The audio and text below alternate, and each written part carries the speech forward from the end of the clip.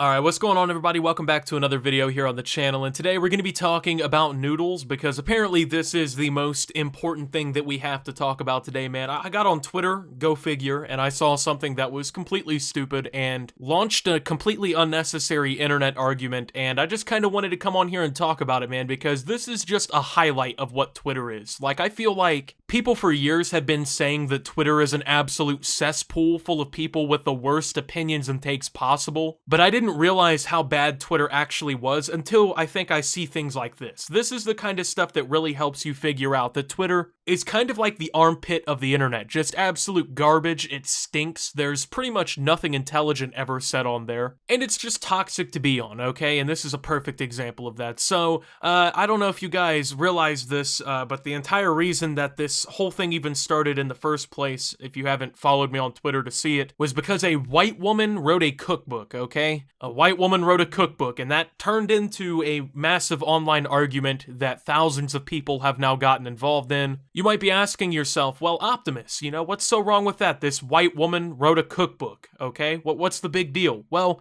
apparently the big deal is she wrote a cookbook about cooking dumplings and noodles. And apparently this is racist and offensive and cultural appropriation and just the absolute worst, right? Like, you just can't do shit like this, man. So, I don't know if any of you, white viewers of mine out there have had any aspirations of, writing a cookbook about any food that isn't native to you, but if you've made the mistake of thinking you have the right to write about fucking dumplings and noodles, well, you should be considering yourself sorely mistaken. You should probably just do us all a pretty big favor and just log right on out. So, why did a white woman write a cookbook about dumplings and noodles, okay? And it's got a picture of the book's buy page online, and I guess this is supposed to be the woman also who wrote the book, Pippa Middlehurst. So obviously, dumplings and noodles are not anything other than traditional Asian food, right? At least in this context. I mean, noodles have been made pretty much globally, but in this context, yes, it is Asian traditional food, and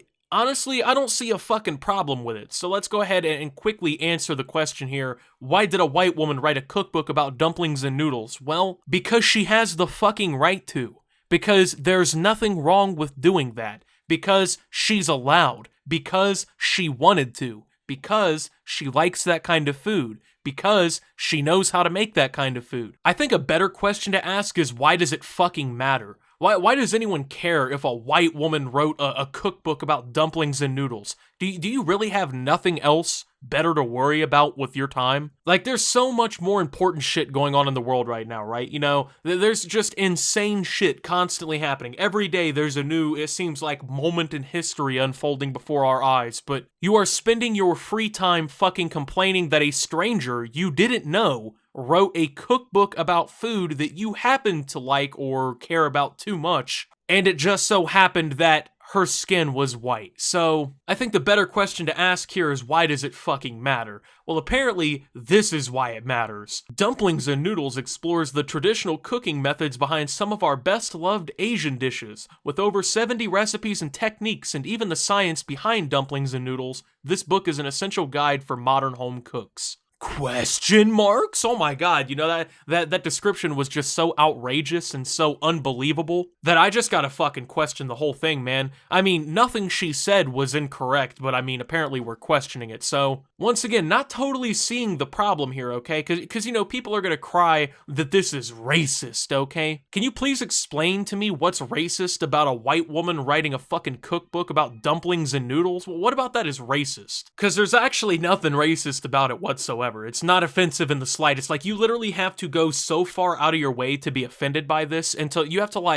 compartmentalize and just create shit in your head to genuinely consider this offensive, okay? And you can't even make the argument that it's cultural appropriation, because the whole point of the cultural appropriation argument is that basically it's someone taking something from another culture without showing any sort of appreciation or care for the culture in the first place that they happen to take this from. Which I'm not seeing how it can be really cultural appropriation, considering in the official description of the book that you quoted, she even claims that these are some of the best loved Asian dishes. It's not like she came out and said, straight from the hearts of the Midwest, where me and all my other white family members invented this food, I present to you some dumplings and noodles. Homage has obviously been shown to the culture behind the fucking entire premise of the book, but apparently that's not good enough. What it really comes down to is the woman was white, right? You know, a white person dare enjoy fucking dumplings and noodles enough to make a cookbook about it. So you might be asking, you know, oh, well, what qualifications does she have to, you know, write this cookbook, you know? Yeah, she's a white woman, right? What does she have to do with fucking dumplings and noodles? Well, it's actually interesting that you might ask that, viewer, because, well, she even brings up how she even has come to care about this kind of food this much to write this cookbook. Pippa's interest in Chinese cookery began when she was a young child and her grandfather would take her for dim sum. Over the years, it blossomed into a passion. She has been learning about East and Southeast Asian cookery for over 15 years. She attended Lanzhou Noodle School in 2019 whilst traveling in China.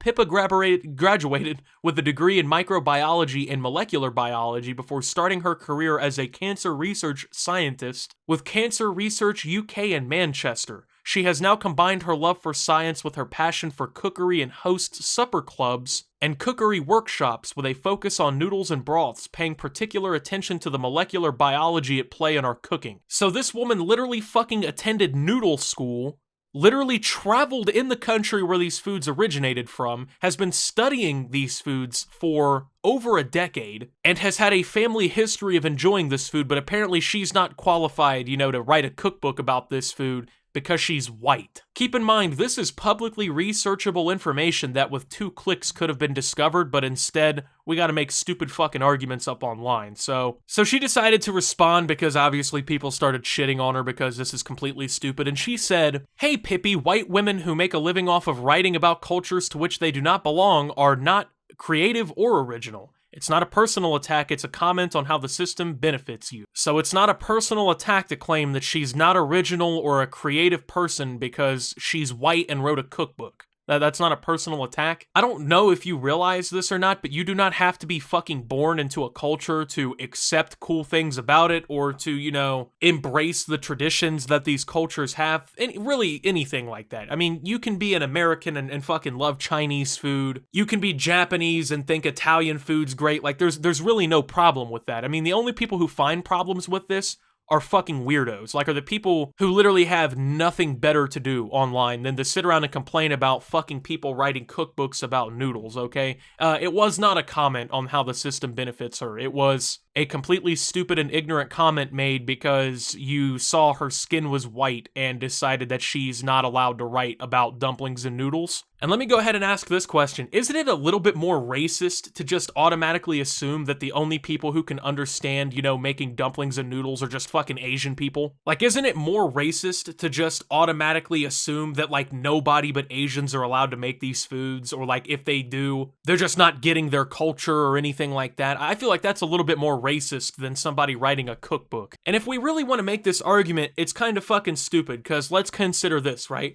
Well, if you're white and you decide to, you know, write a Chinese cookbook and that's, you know, horrible and can't be done, what if the same logic was applied to other things? It's like, oh yeah, you're not allowed to use inventions that other people came up with because, you know, they're from a fucking different cultural background. Hey, are you white and you're launching fireworks? Guess what? Fireworks were developed in the 2nd century in China, okay? Where bamboo stalks that were thrown in fire would explode and bang because they had hollow air pockets that would cause the pop. It's kind of like saying, oh hey, you know, you can't use the fucking computer because somebody from the UK invented the computer. I mean, Charles Babbage is the father of the computer, so I guess only people from the United Kingdom are allowed to use those, right? Oh, wait. Hey, if you're not an American, you can't use the internet because that was invented by Bob Kahn and Vint Cerf, both being Americans. Oh, hey, by the way, if you're not Japanese, you can't watch anime because, well, it has its cultural rootings, of course, in that country. Like, making the argument that because you're not from a place or from a specific, you know, cultural background means that you can't appreciate or enjoy things from those cultures is fucking ridiculous. And all it really does in reality is stymie the growth of these cultures internationally. I mean, here in the United States, right, like the whole, premise, I guess, of the country is that it's supposed to be this melting pot where people from all these cultures and ethnicities and backgrounds can come to one place and, make a fucking impact on society and blend all these different cultures together. But apparently, that doesn't make sense, right? That's just not cool. It's just ridiculous, man. But with that being said, thank you guys for watching. If you did enjoy, make sure to leave a like. Subscribe if you're brand new around here on the channel. Follow me over on Twitter and Twitch at @SubToOptimus. Make sure to check out Shop Opti down below. And until my next video, guys, this is Optimus. Well, I guess not writing a fucking cookbook. Don't make that mistake. And signing out.